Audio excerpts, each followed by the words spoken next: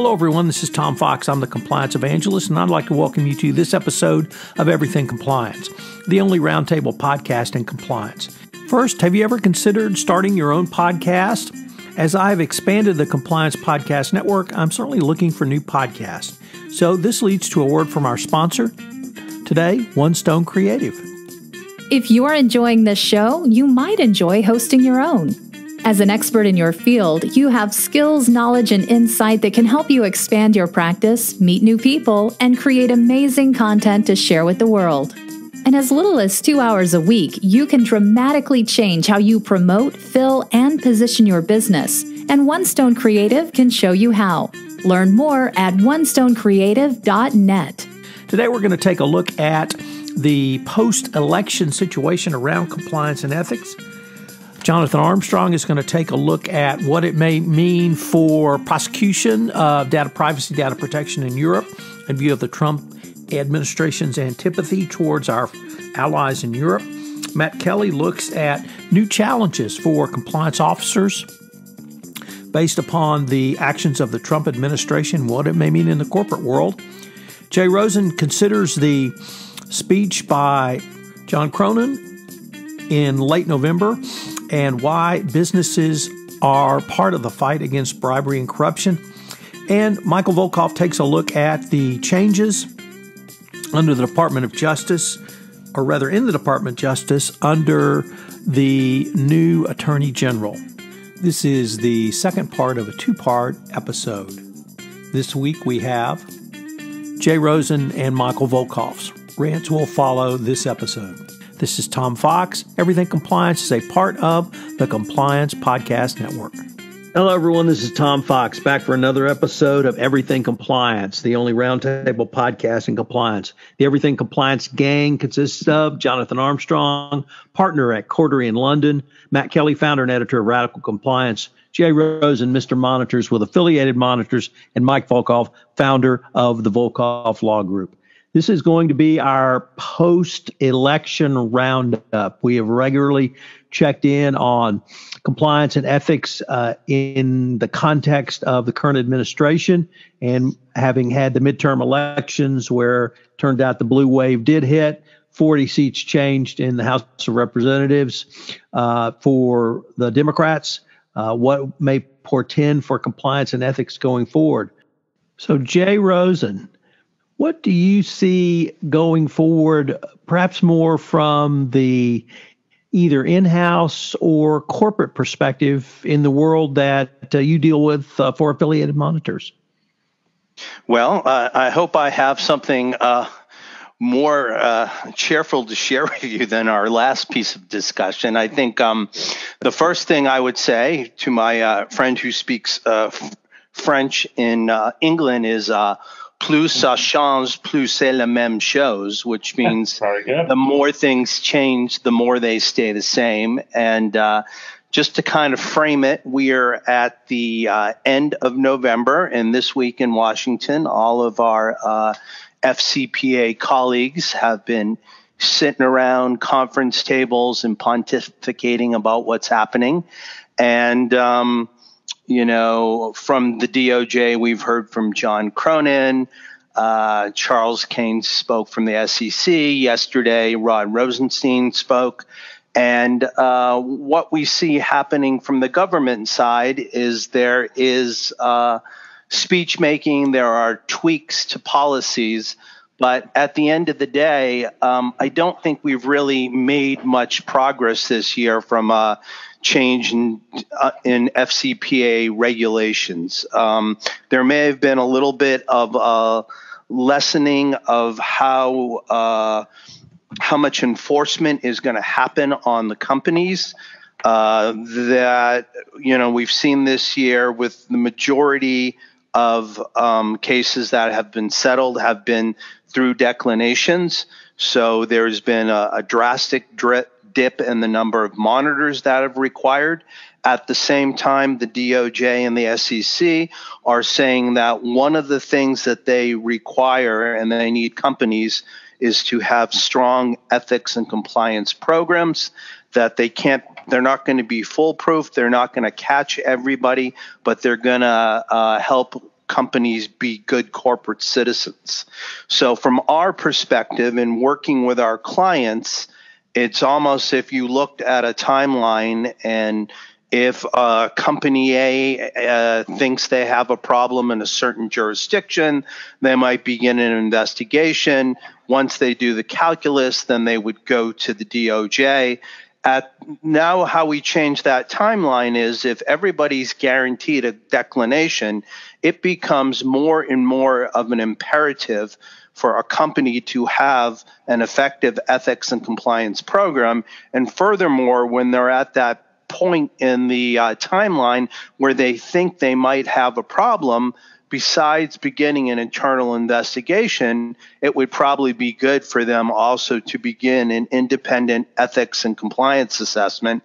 And the twofold reason. Number one is just to get a picture at that moment in time to see how their ethics and compliance program is working. And number two, should that internal investigation turn into something that is more critical and that you need to potentially go to the government, at that point, you can really make a case that you immediately looked into the problem, you did an assessment, you even began to self-remediate, and those things put the company in a better stead with the DOJ and other global regulators. So with that somewhat cheeky, the more things change, the more they stay the same, I think what we've heard the last week from the government speaking at the conference is that they are trying to still incentivize companies to do the right thing, to self-report. They're making it less of a burden on the company to find every single person. And in yesterday's remarks from Rod Rosenstein, they talked about that they might not have to be as vigorous and aggressive in finding every last person who's involved in the issue that you're self-reporting on, but at least to find the major people who are involved and to at least find out if there are any large people at the top. So at the end of the day, I think the message that I'm hearing from the government, and I'd be interested to hear what my colleagues think, is that the DOJ is saying that both their DOJ policy is now as transparent as they can make it.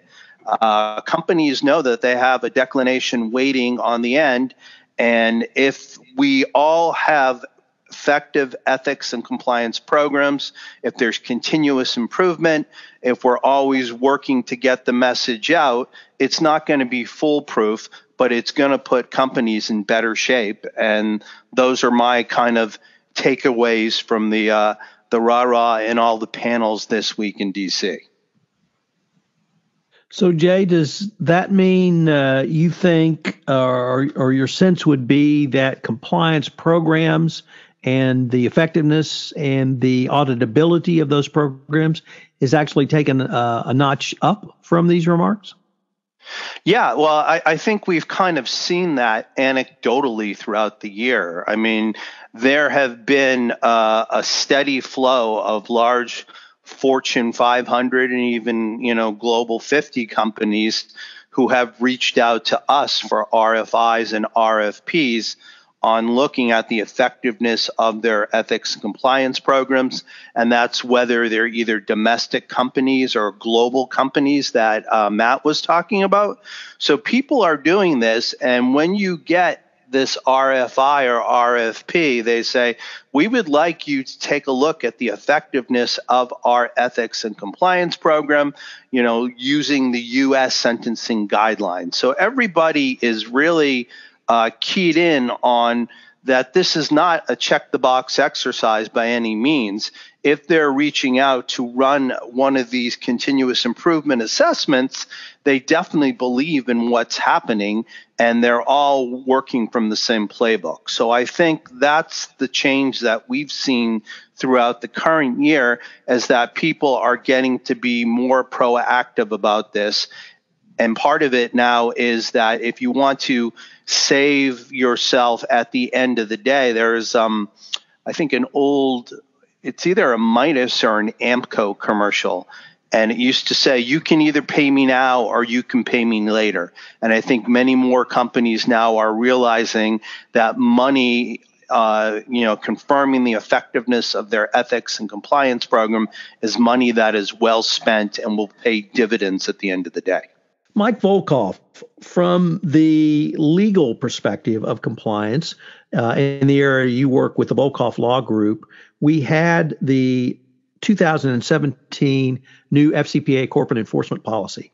And you and I had the chance to visit about that separately, where we both felt it was a culmination of events starting with the 2012 guidance up to that. But that policy was released in, as I said, November of 2017. And since that time, a full year later, we've had even more developments from the Department of Justice. We had the anti-piling on initiative or policy.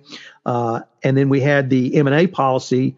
The safe harbor that you've talked about for many years was actually formalized into the new corporate enforcement policy. So what I wanted to ask you is, with these initiatives that the Department of Justice has come up with, where do you see corporate enforcement, or enforcement, I should say, of the FCPA going really post-election? Well, thanks, Tom. Yeah, I enjoyed our conversation last at the convergence meeting, and found that really interesting. But I do see corporate enforcement going in some interesting directions in terms of, it's not going to stand still forever. The way I see it is the anti-piling on policy was important because I think it also sent a message to the international community, which is that, we're going to be sharing more. The more that they sort of join in and other governments join in, we're going to be sharing more in terms of the proceeds. So I think that is an important thing. I also think the merger and acquisition announcement of the extension of the corporate enforcement policy by Matt Miner was very important because it just showed that they're going to take this policy and they're going to expand it and make it clear to everybody as much as they can on the importance of encouraging companies to come in and cooperate. I mean, look, that's their goal here.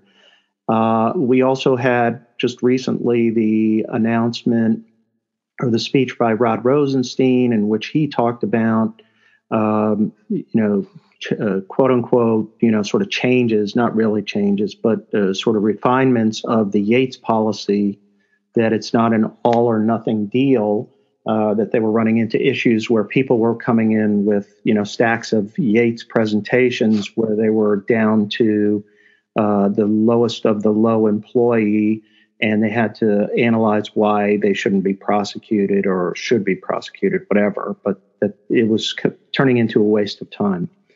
So I think ultimately the framework here and their goal is we want as many companies to come in and cooperate. And we're telling you what's important to us. We're giving you guidance as to how much of a discount you'll get or even a presumed declination.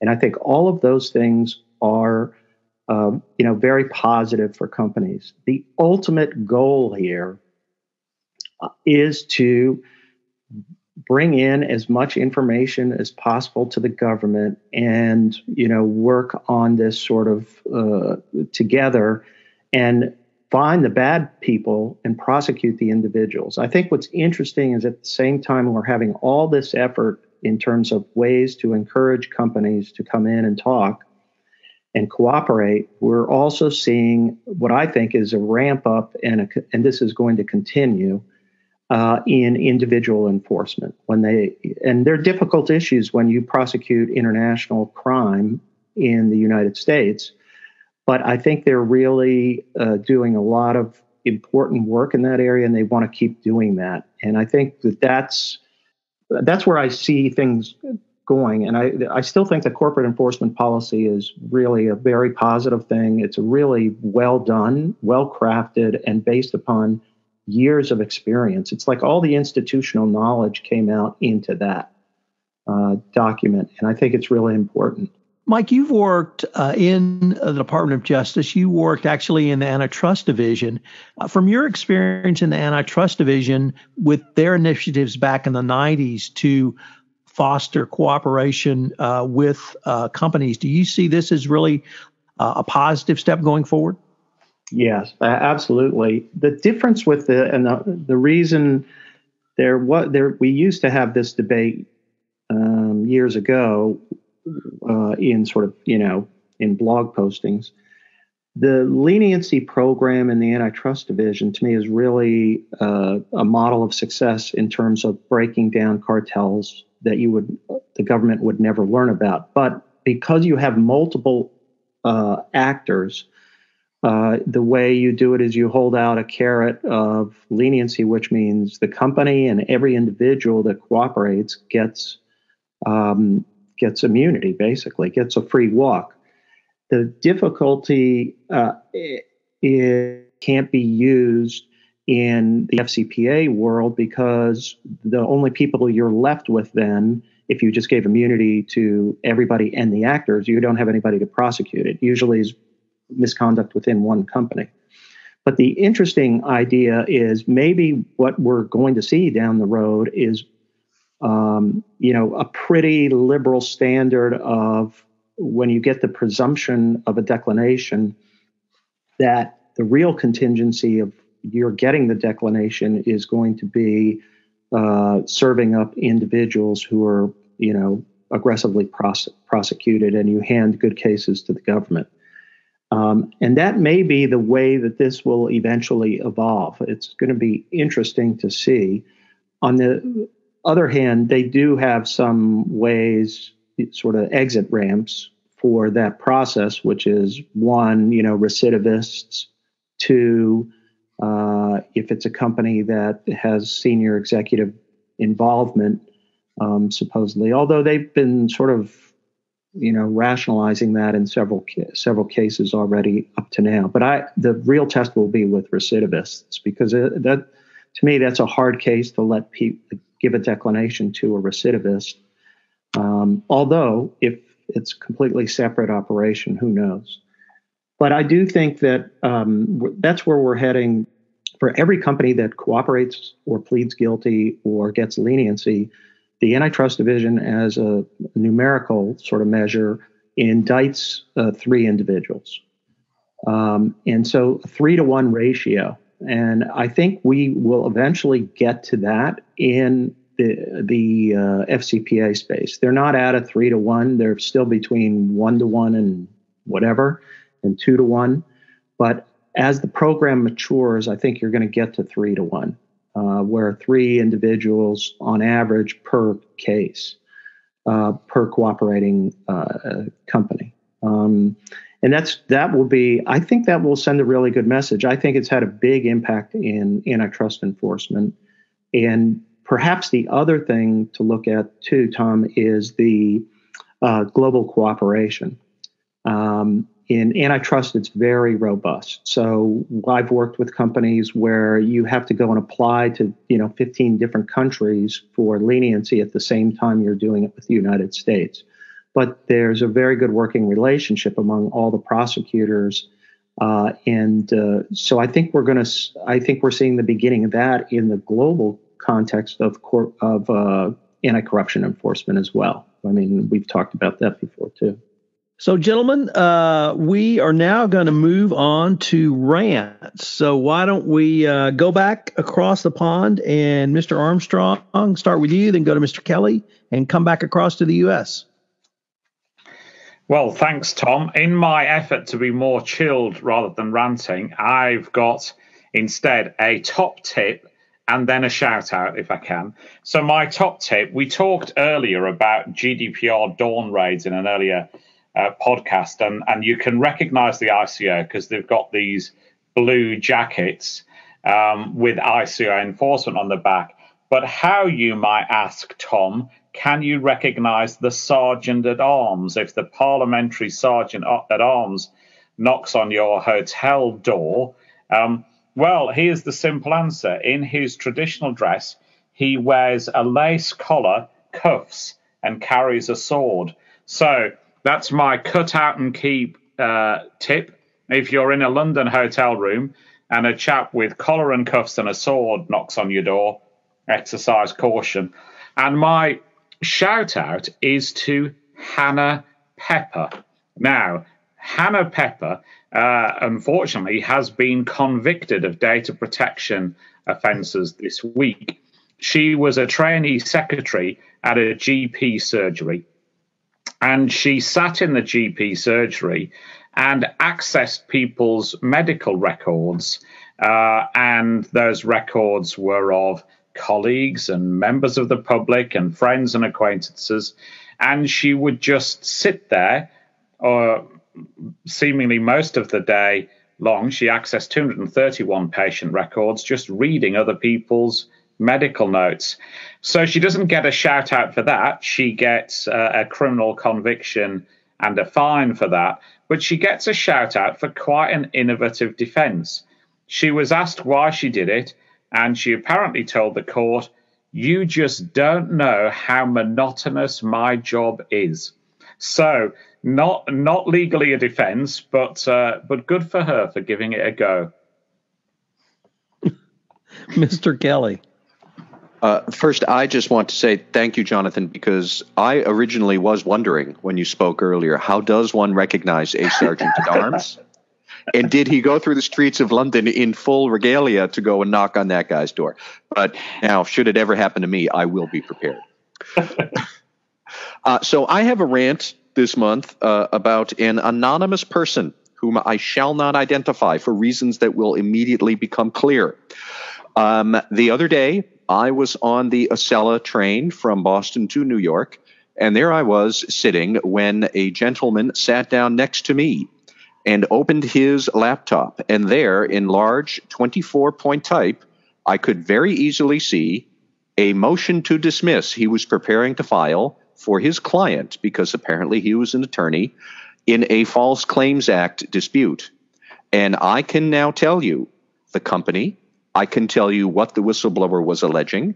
It did involve some suspicious payments in the healthcare field. I will say no more. I can tell you the years that this was happening. I can tell you that they were talking with the feds. And at one point, the feds had a corporate integrity agreement ready to go. But then 6 months ago, they did a 180 on that.